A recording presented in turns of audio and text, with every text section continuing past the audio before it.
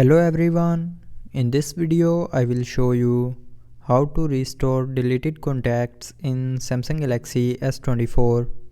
So before starting the video, don't forget to subscribe the channel and also press the bell icon. So first of all, open the contacts app or phone app and then go to contacts tab and click on this three dot more icon.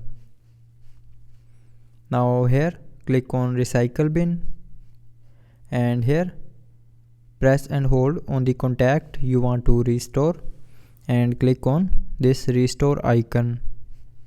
So now the contact is restored. So that's how you can restore deleted contacts in Samsung Galaxy S24.